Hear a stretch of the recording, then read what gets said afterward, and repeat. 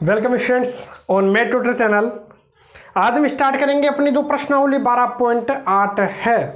इससे पहले 12.6 तक अपन कर चुके थे।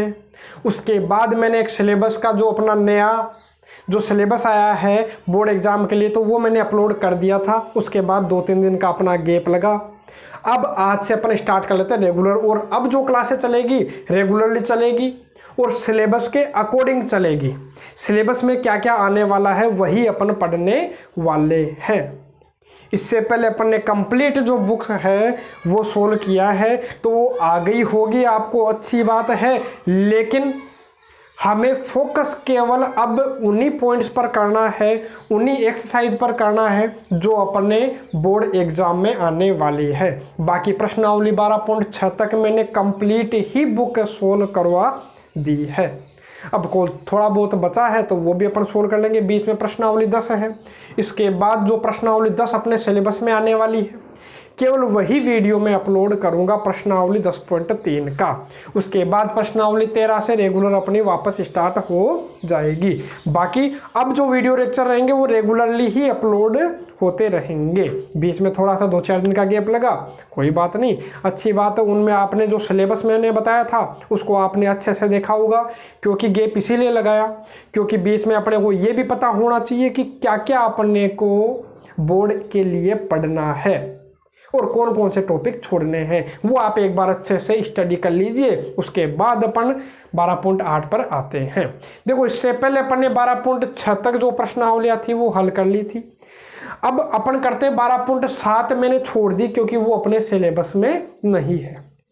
बात करूं प्रश्नावली 12.8 की, तो इसमें अपने आने वाला है जो रेखिक अवकल समीकरण। रेखिक अवकल समीकरण की इसमें बात करेंगे। तो रेखिक अवकल समीकरण क्या? ऐसा अवकल समीकरण जिसकी घात कितनी होती है? 1 होती हो, तो उसको अपन क्या बोलेंगे? रेखिक अवकल समीकरण बोलेंगे। ठीक है। और अपन इस पूरी प्रश्नावली में ही क्या पढ़ रहे हैं? एक कोटि और एक घात के अवकल समीकरणों को हल करना सीख रहे हैं। अब यहां पर जो पोर्शन अपने को दिखाई देगा वो किस टाइप से दिखाई देगा, तो उसकी मैं आपको बात करूं तो इसमें अपने को जो मिलता है रेखिक अवकल समीकरण, तो मैंने बोला जो अवकलन है। और इसमें एक चीज आपको और ध्यान रखनी है कि अपने को 2 चर मिलते हैं, एक तो x और एक y। 2 चर मिलेंगे और हर एक में मिले हैं। अब एक तो होता है स्वतंत्र चर, एक होता है आश्रित चर। तो इनमें से कोई सा एक तो होगा स्वतंत्र, कोई एक होगा आश्रित। जैसे अपन बात करें, जैसे कोई समीकरण है, ये मान लीजिए y बराबर है 3x² + 5x + 7, ऐसा कुछ दिखाई दे रहा है। अब यहां पर x तो क्या है? स्वतंत्र चर है। ये y किस पर निर्भर कर रहा है? इस x पर ही तो निर्भर कर रहा है। अरे जो y की वैल्यू है वो किस पर डिपेंड कर रही है? अपनी x पर डिपेंड कर रही है। तो ये y तो क्या हो गया? निर्भर है। किस पर निर्भर है भाई? x पर। खुला कौन घूम सकता है? अरे जो खुला घूम सकता है वो स्वतंत्र चर। मतलब मान आप किस किस के रखते हो? अरे x के मान निकाल करके तो रखते हो। जो मान आते जाते हैं वो किसका मान होता है भाई? y का मान होता है। तो इसका मतलब जो मान आप रखते हो वो तो है अपना स्वतंत्र चर। मान आप x के रखोगे तो वो तो है स्वतंत्र चर। और जो उत्तर आता है वो अपना किसका आता है भाई? y का आता है। तो इस y को अपन क्या बोलते हैं भाई? इस y को बोलते हैं आश्रित चर। तभी तो अपन y का x के सापेक्ष अवकलन निकालते हैं। ऐसे ही मान लो अपने यहाँ पर केवल सिलेबस में केवल इतना ही है कि जिसमें x अपना स्वतंत्र हो और y अपना क्या हो? आश्रित हो। ये तो क्या हो भाई? स्वतंत्र। ये तो अपना स्वतंत्र चर होना चाहिए, स्वतंत्र चर। और ये अपना कैसा होना चाहिए? आश्रित चर। बाकी अपना ये भी हो सकता है कि ये स्वतंत्र है और ये आश्रित है, लेकिन वो अपना सिलेबस से हटा दिया है। अपन केवल बात किसकी करेंगे कि जब x स्वतंत्र हो और y आश्रित हो। तो मैं शुरुआत करता हूं। रेखिक अवकल समीकरण दिखाई किस प्रकार का देगा, तो देखिए सबसे पहले मैं बात करूं कि स्वतंत्र ये रेखिक अवकल समीकरण, देखो y आश्रित चर है, इसका मतलब y का आपको x के सापेक्ष अवकलन दिखाई देगा। y का अक्ष के सापेक्ष अवकलन दिखाई देगा। इसके साथ में अपने को कुछ भी नहीं रखना है, इसके गुणा में कुछ भी नहीं होना चाहिए, होगा तो भी अपन देखेंगे क्या होगा। प्लस देखो y का यहाँ कितनी बार अवकलन किया था, एक बार अवकलन किया, यहाँ y का अवकलन किया ही नहीं है, अच्छी बात है, नहीं किया। अब बराबर में भी कुछ ना कुछ पड़ा होगा तो इस टाइप का अपने को दिखाई देता है। अब यहाँ क्या है, y तो क्या है भाई, आश्रित चर है, अक्ष स्वतंत्र चर है, इसलिए y का अक्ष के सापेक्ष अवकलन हुआ है। अब ये जो देखो, ये जो चीज है जब क्वेश्चन अपन सोल्व करेंगे तभी अपने समझ में आने वाली है। अभी केवल इतना ध्यान दीजिए कि अपन सोल्व कैसे करते हैं ना, जो मेथड है एक बार आप वो देखिए, उसके बाद क्वेश्चन से ही अपने समझ में आने वाला है। तो देखो मैं बात करूं dy अपॉन dx बराबर y है, ठीक है। अच्छा बराबर dy upon dx plus y के गुणा में कुछ ना कुछ होगा, मैंने बोला इसके साथ तो कुछ नहीं रखेंगे, लेकिन इसके साथ कुछ ना कुछ पड़ा होगा तो उसको मैं बोल देता हूं भाई p बोल देता हूं। कुछ ना कुछ पड़ा होगा, वो क्या पड़ा होगा वो भी मैं आपको बताऊंगा। तो ये y है, इसके गुणा में कुछ ना कुछ होगा, उसको मैंने क्या बोल दिया भाई, p बोल दिया। और इसके बराबर में जो कुछ पड़ा होगा उसको मैं क्या बोल देता हूं, q। यहाँ ये जो p और q है, यहाँ ये जो p और q है वो अपने या तो, अरे जो p और q है या तो अपने क्या होंगे, अक्ष के बहुपद होंगे, या तो क्या होंगे, अक्ष के बहुपद होंगे। अरे या तो अक्ष के बहुपद होंगे, मतलब किसके टर्म्स में होंगे, अक्ष के टर्म्स में, या तो किसके टर्म्स में होंगे, ये अक्ष के टर्म्स में ना, बिल्कुल क्या होंगे, या तो अक्ष वाला दिखाई देगा आपको हर जगह, या तो अक्ष वाले मिलेंगे, या फिर कोई ना कोई आपको संख्या यहां पर दिखाई देगी। क्या दिखाई देगी भाई, कोई ना कोई संख्या यहां पर अपने को दिखाई दे सकती है, किसकी जगह, p और q की जगह। p क्या, तो वो भी आपको ध्यान आ गया। देखो dy अपॉन dx के साथ तो मैं कुछ नहीं रखूंगा, जो y रहेगा, y के जो गुणा में होगा, y का जो कोफिशिएंट होगा उसको मैं क्या बोलूंगा, p डिनोट करूंगा, p से प्रदर्शित करूंगा। p क्या, y के गुणा में जो होगा वो अपना p होगा, चिन्ह भी साथ लेंगे, और बराबर में जो पड़ा होगा उसको मैं क्या मानूंगा, q। अब इसका जो हल है, ये जो रेखिक अवकल समीकरण है इस प्रकार का, इसका जो अपने को हल दिखाई देगा, क्या दिखाई देगा भाई, हल दिखाई देगा, तो वो किस प्रकार का होता है तो वो मैं आपको बता देता हूं।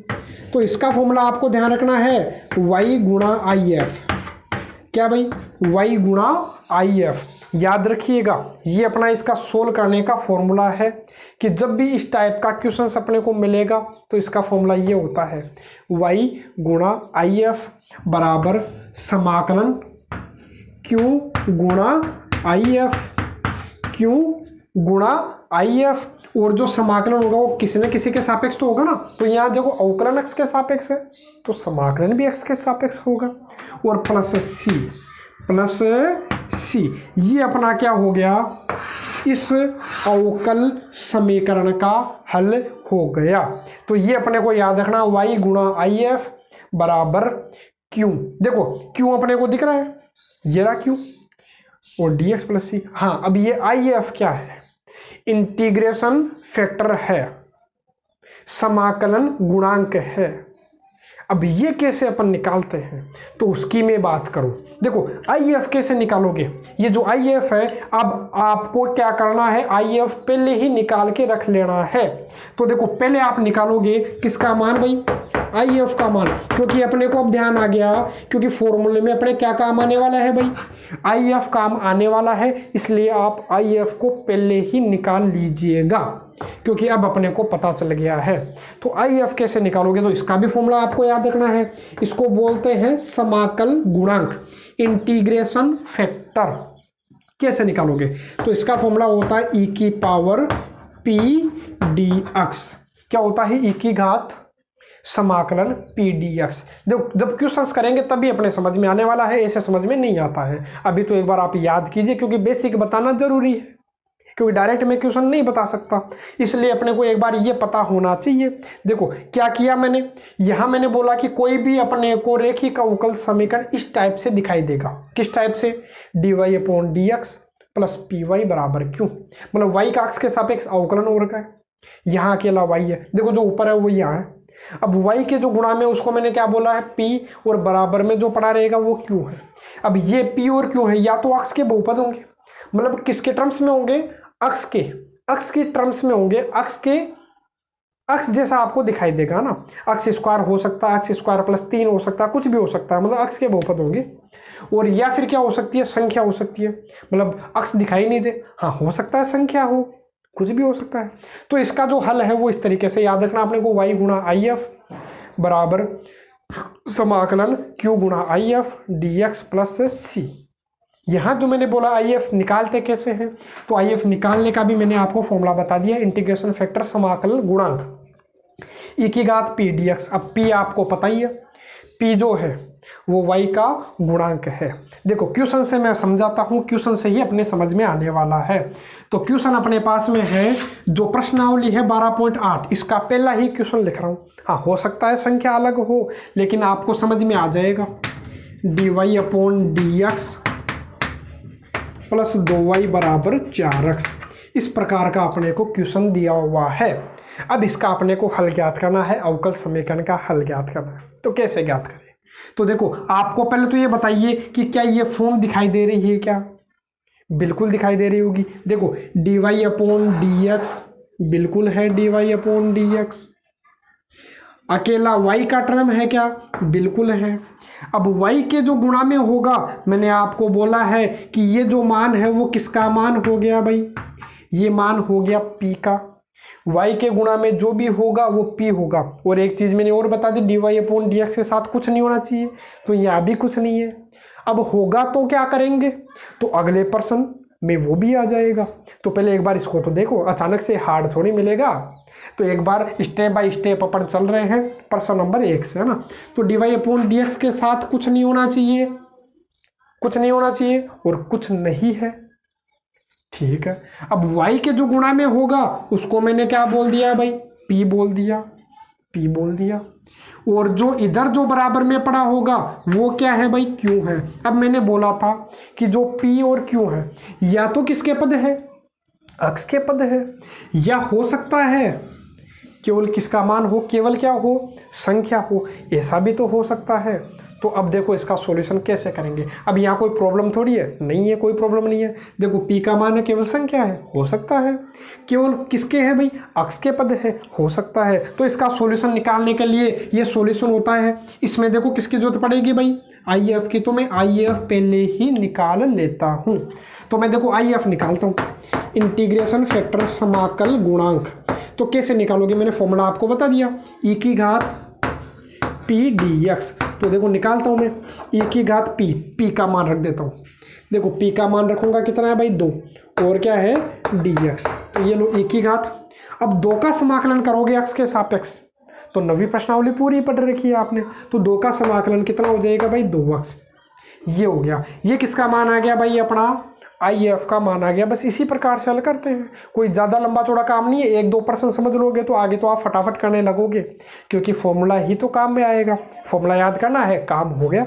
अब देखो मैंने क्या बोला, अब इसका जो हल है, इस अवकल समीकरण का हल, अब मैं हल ज्ञात करता हूँ। तो हल ज्ञात करने का फॉर्मूला आपको दिया हुआ है, तो हल कैसे ज्ञात करोगे। अब मैं दोबारा नहीं लिखूंगा, आपको तो लिखना है।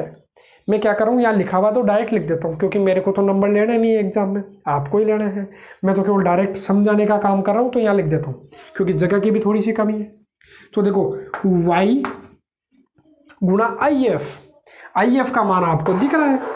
आई एफ का मान कितना है भाई, e की घात 2x है, बराबर q, समाकलन का चिन्ह तो है, समाकलन का चिन्ह q का मान कितना है भाई, 4x।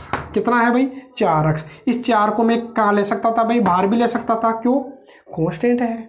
4x गुणा आई एफ का मान कितना है भाई, e की पावर 2x। अरे आई एफ ही तो आता है, e की power 2x d x plus c. अब यहाँ इसको कैसे हल करोगे, अब आपको ध्यान है कि इसको अपन खंड सह समाकलन से करेंगे। अब खंड सह समाकलन से कैसे करोगे, खंड सह समाकलन में अपन क्या करते हैं भाई, फर्स्ट और सेकंड मान करके सोल्व करते हैं। तो मैं क्या कर लेता हूँ, ये तो अपना क्या हो गया, फर्स्ट हो गया, ये अपना क्या हो गया सेकंड। आइलेट से आइलेट से अपन फर्स्ट और सेकंड मान रहे हैं, प्रश्नावली 9 में किया है। 9.6 या 7 उनमें अपने काम आए हैं। प्रश्नावली 9.6 में या हाँ प्रश्नावली 9.6 या 7 में किया तो देख लेना आपने किस में किया होगा, है ना। तो देखो खंड से समाकलन था तो फर्स्ट और सेकंड माना था, आइलेट से किया था। तो आई का मतलब होता है इनवर्स ट्रिग्नोमेट्रिक फंक्शन नहीं है, एल का मतलब लोगरिथमिक फंक्शन नहीं है, एलजेब्रिक एक्सप्रेशन है, मतलब अक्ष वाली टर्म्स में बहुपद जो दिखाई देता तो वो है, तो इसको मान लिया। ये सबसे अंत में आता है चरघातांकी बहुपद। प्रश्नावली 9वीं में मैंने करवा रखा है। तो देखो बात करूं यहाँ से सोल्व करने का प्रयास करता हूं तो y गुना e की घात 2x बराबर 4, इसका समाकलन भी मैंने करवा रखा है। फर्स्ट गुणा सेकंड से जब करोगे तो फर्स्ट वाला ऐसा का ऐसा, दूसरे वाले का समाकलन करोगे तो e की घात 2x का e की घात 2x, और जब 2x का जैसे अवकलन करते हो तो गुणा में 2 आता है, समाकलन में कहा जाता है भाई बटा में आ जाता है। कर रखा है पूरा समाकलन तो उसमें अपन ने कर रखा है, तो इतना तो बात समझ में आ गई होगी। और सॉरी किसका चिन्ह, माइनस का चिन्ह, समाकलन पहले वाले का अवकलन, तो पहले वाले का अवकलन करूंगा तो अक्ष का अवकलन हो गया 1, लिखने की कोई आवश्यकता नहीं है। दूसरे वाले का समाकलन तो अभी मैंने आपको बताया, दूसरे वाले का समाकलन e की पावर 2x का e की पावर 2x, और 2x का कितना हो जाएगा भाई 1/2 dx, और प्लस अपना क्या चल रहा है भाई c चल रहा है। यहाँ देखिए y गुणा e की पावर 2x बराबर, अलग अलग गुणा कर लेता हूँ मैं ना, तो इसको इससे गुणा करूंगा तो ये कितना आएगा भाई 2x e की घात 2x, इसको भी गुणा करोगे तो 2 कट जाएगा, तो कितनी बार भाई 2 बार, और e की घात 2x का समाकलन करोगे, यहाँ देखो e की घात 2x का समाकलन करना है तो e की घात 2x और 2x का बटा 2, और प्लस क्या पड़ा है भाई c पड़ा है। तो आगे की बात करता हूँ मैं, तो देखिए अब आगे क्या आने वाला है अपना, तो सॉल्यूशन करते हैं। तो ये क्या आ गया भाई y गुणा e की घात 2x, यहाँ देखो आपको क्या करना, ये डायरेक्ट कर देता हूँ मैं, देखो डायरेक्ट क्या कर देता हूँ क्योंकि थोड़ी सी जगह की कमी है इसलिए मैं थोड़ा शॉर्ट में कर रहा हूँ ना। ये देखो 2 से 2 अपना कट जाएगा, ये लो देखो 2 से 2 अपना गया, ये लीजिए 2 से 2 कट गया।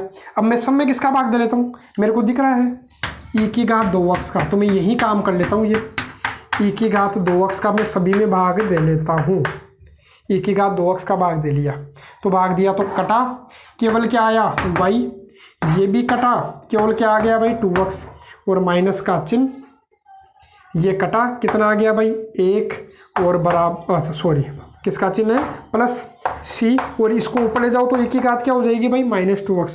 तो ये क्या हो गया इस अवकल समीकरण का सॉल्यूशन। अब देखिए अपन कर लेते हैं प्रश्न नंबर 2।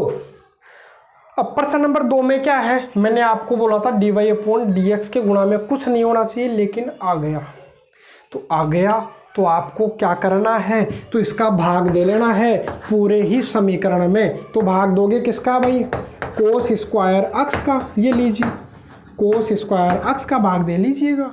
तो देखो ये कट गया तो बचा क्या, केवल अपने को क्या दिखाई देगा यहाँ पर देखो dy/dx प्लस, ये मान लेता हूँ यहाँ गुणा में 1 है तो 1/कोस स्क्वायर, ये हो गया अपना सेक स्क्वायर अक्ष, और गुणा में क्या है भाई y है।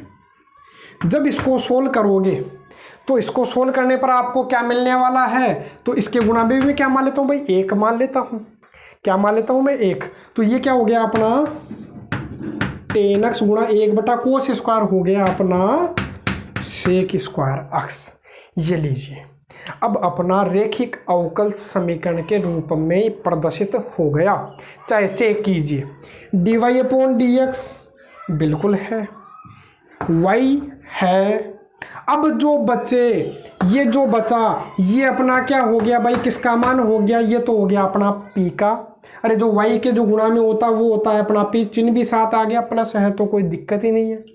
और ये जो मान है ये अपना किसका हो गया भाई q का, ये अपना हो गया p और ये अपना हो गया q। मैंने बोला था जो y के जो गुणा में होगा, जो y का गुणांक होगा, y का जो कोफिशिएंट होगा वो अपना क्या होता है p, और इक्वल में जो पड़ा रहेगा वो होता है q। और एक चीज और चेक कर लीजिए कि ये जो p और q है या तो अक्ष की टर्म्स में होने चाहिए है, अक्ष के टर्म्स में होने चाहिए है, या फिर कोई न्यूमेरिकल वैल्यू भी हो सकती है, कोई नंबर भी हो सकता है। कोई संख्या भी हो सकती है, तो कोई दिक्कत नहीं है यहाँ, है बिल्कुल है। इसी तरीके से सोल्व कर लेते हैं। अब मेरे को ध्यान है कि पहले अपन क्या निकाला करते हैं भाई, IF निकाला करते हैं, इंटीग्रेशन फैक्टर निकाला करते हैं। तो इसका फॉर्मूला मैंने आपको बता रखा है, e की पावर pdx। कोई ज़्यादा समस्या नहीं होगी, केवल हल करते जाओ, फॉर्मूले में पुट करते जाओ, आंसर आता जाएगा। तो देखिए क्या करूँ मैं, e की घात p का मान कितना है, sec स्क्वायर x dx। तो ये लीजिए क्या आ जाएगा, तो आपको ध्यान है, अरे केवल मैंने p का मान रखा है, अरे ये तो फॉर्मूला था इंटीग्रेशन फैक्टर का, केवल मैंने p का मान रखा। p का मान क्या था भाई, sec स्क्वायर x। तो sec स्क्वायर, अच्छा समाकलन इसका डायरेक्ट ही अपने को आता है, sec स्क्वायर x का समाकलन क्या होता है भाई, tan x आता है। तो ये लो e की घात, ये हो गया अपना, अरे sec स्क्वायर x का समाकलन क्या होता है भाई, tan x होता है। तो ये किसका मान आ गया अपना, IF का, IF आ गया। तो अपना जो हल होता है, अब जो अवकल समीकरण जो है, रेखिक अवकल समीकरण है, इसका हल कैसे ज्ञात करते हैं, तो फॉर्मूला आपको ध्यान होगा, अभी मैंने बताया है, y गुणा IF बराबर समाकलन q गुणा IF dx प्लस c। ठीक है, तो सोल्व कर लेते हैं। तो सोल्व करोगे तो आपको क्या मिलने वाला है, तो देखिए एक बार, तो y तो है ही है, IF का मान रख लेता हूँ, IF का मान आ गया अपना। तो IF का मान कितना है भाई, e की घात tan x आ गया, अरे e की घात tan x आ गया, समाकलन का चिन्ह q, तो q अपने को दिख रहा है, क्या है भाई, tan x गुणा sec स्क्वायर x। ठीक है, और क्या, IF, अरे q का मान तो रख दिया, q का मान तो ऐसा कैसा, IF रखूंगा, तो IF क्या है भाई, e की पावर tan x और dx समाकलन करना है प्लस c। चलो ठीक है, ये तो ठीक है, सोल्व हो गया। अब यहाँ सोल्व कैसे करूँ, अब ये तो थोड़ा बड़ा दिख रहा है अपने को, अब दिखने में बड़ा है लेकिन सॉल्यूशन बिल्कुल छोटा है। कैसे करोगे, आपको ध्यान है कि 9वीं प्रश्नावली में भी अपन करते आए थे कि tan x को मैं क्या मान लूंगा भाई, t मान लूंगा। तो जैसे tan x को t मानूंगा तो tan का अवकलन, चलो लिख ही देता हूं मैं, यदि tan x को मैं क्या मानूंगा भाई, t मानूंगा, तो इसका अवकलन tan x का हो गया sec स्क्वायर x, अरे x के सापेक्ष कर रहा हूँ, तो tan का हो गया sec स्क्वायर x, t का हो जाएगा dt बटा dx इधर भेज देते थे। ठीक है, सभी में काम किया है ऐसा। तो देखो मैं इस sec स्क्वायर x और dx की जगह, sec स्क्वायर x dx की जगह क्या पुट कर लूंगा भाई, dt पुट कर लूंगा। तो करते हैं, तो बात करूं इसी की, तो y गुणा, इसको मैंने क्या मान, देखो e तो है ही है, tan x को मैंने क्या मान लिया था, देखो t मान लिया था, तो e की घात t बराबर, इसको मैंने क्या माना था, tan को t माना था। ठीक है, और ये देखो ये हट ही गया sec स्क्वायर x dx, तो sec स्क्वायर dx की जगह अपने को क्या लिखना है, dt लिखना है, इसकी जगह मैंने लिख लिया dt, और अपने पास क्या बचा, e की घात tan को क्या माना था भाई, t मान लिया था, और प्लस c हो गया। अब इसको फिर अपने को आइलेट से ही करना पड़ेगा, पिछले वाले क्वेश्चन की तरह। ये अपना हो गया फर्स्ट, ये अपना हो गया सेकंड। तो सोल्व करता हूँ, सोल्व कैसे करें, तो देखिए ये y गुणा e की घात t, ये खंड सह समाकलन में अपन ने पढ़ रखा है, इंटीग्रेशन बाय पार्ट्स से पढ़ रखा है। तो देखो फर्स्ट वाला ऐसा का ऐसा, सेकंड वाले का क्या करते हैं, इंटीग्रेशन करते हैं, पहले वाला ऐसा का ऐसा, दूसरे वाले का समाकलन। तो e की घात t का e की घात t ही तो होता है, अरे e की घात t का e की घात t ही होता है, t के सापेक्ष ही तो है, और माइनस का चिन्ह समाकलन, पहले वाले का अवकलन कितना हो गया, 1, लिखने की आवश्यकता नहीं होती, दूसरे वाले का समाकलन e की घात t का समाकलन e की घात t ही तो होता है, और क्या है भाई dt, और प्लस क्या पड़ा है c, ये हो गया देखो y e की घात t बराबर t e की घात t माइनस, अब e की घात t का तो समाकलन आता ही है, e की घात t का समाकलन e की घात t, ठीक है, और प्लस अपने पास में क्या पड़ा है c। अब मेरे को दिख रहा है कि सब में किसका भाग ज़्यादा दिखाई दे रहा है भाई, e की घात t का, तो भाग दे लेता हूँ e की घात t का, दे लिया, कटा केवल क्या आ गया भाई, कटा केवल क्या आ गया टी, कटा क्या आ गया 1 प्लस सी, इसको ऊपर ले जाओ तो e की घात माइनस टी, और टी का मान में रख देता हूँ क्योंकि उत्तर टी में थोड़ी लाएंगे, टी तो अपने मन से माना था, तो टी का मान वापस रख दीजिए। तो टी का मान वापस रखूंगा तो टी की जगह अपना क्या है भाई 10x माइनस 1 प्लस सी ई की घात माइनस टी की जगह क्या आ जाएगा भाई 10x।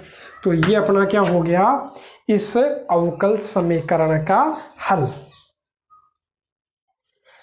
अब देखिए अपन कर लेते हैं क्वेश्चन नंबर 3।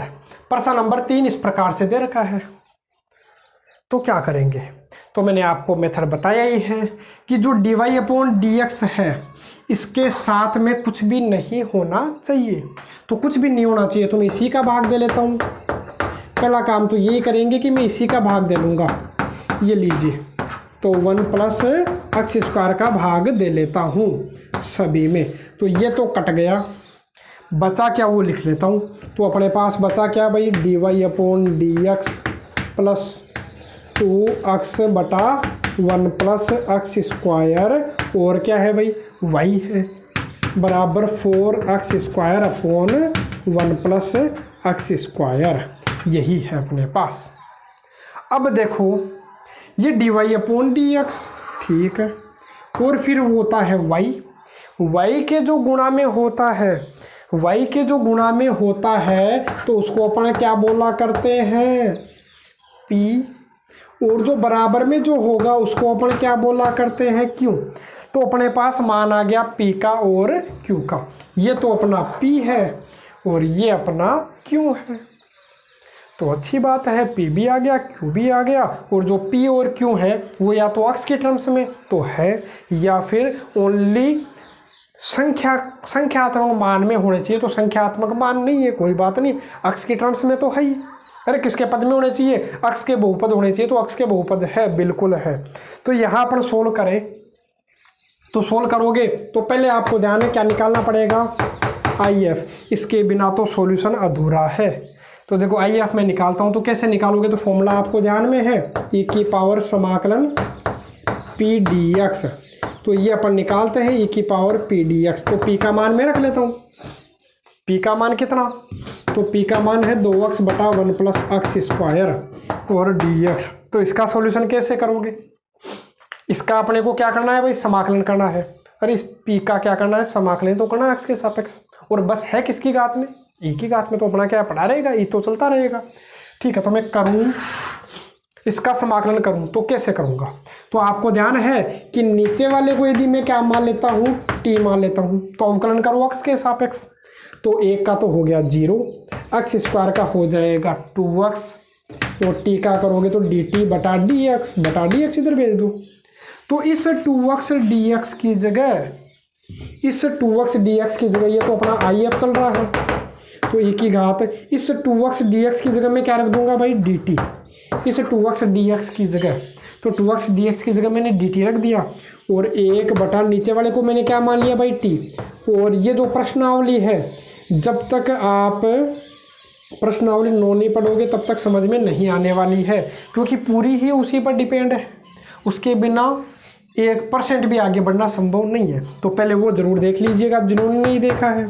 तो e की पावर 1/t का समाकलन करोगे तो 1/t का समाकलन होता है भाई log t, और e से log कट गया, ये मानो ये log का एंटी log ही है, और बाकी आपको ध्यान में है काटना चाहो तो देखो बेस में कुछ नहीं है तो अपन क्या मानते हैं e मानते हैं, और आपको बताया होगा पहले कि जो log बेस a है, मान लो कुछ भी होगा यहाँ कुछ भी पड़ा हो, और यदि इसको एक ही घात में ही लगा दोगे तो ये कट जाएगा 9.1 में। जब 9.1 मैंने सोल्व करवाई थी उसी समय मैंने आपको करवाया था, पहले का शायद जो अंतिम क्वेश्चन था, तीसरा या चौथा क्वेश्चन था, उसी समय मैंने आपको करवाया था कि ऐसा अपन कर सकते हैं, और तरीका मैंने बताया था, सोल्व करके बताया था ऐसा क्यों हो रहा है ना।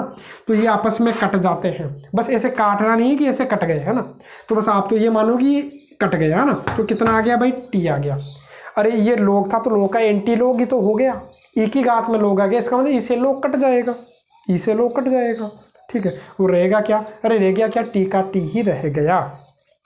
मतलब यदि बेस और ये सेम हो, जो log के बेस में है अपन उसी की घात में लगा रहे हैं, देखो log के आधार में है अपन उसी की घात में पूरे को ले रहे हैं, तो ये आपस में कट जाते हैं, केवल क्या बचेगा, b बचेगा। ऐसे ही यहाँ पर ये देखो कट गया, केवल क्या बचा, t बचा। ये अपने को ध्यान रखने की बात है। वो t का मान में रख लेता हूँ, तो ये लो, ये अपना IF का मान आ गया भाई। तो IF का मान क्या आ गया, t का मान वापस रख लीजिए, तो क्या आ गया अपना 1 प्लस x स्क्वायर। ये किसका मान आ गया भाई, IF। ये अपना IF हो गया समाकल गुणांक।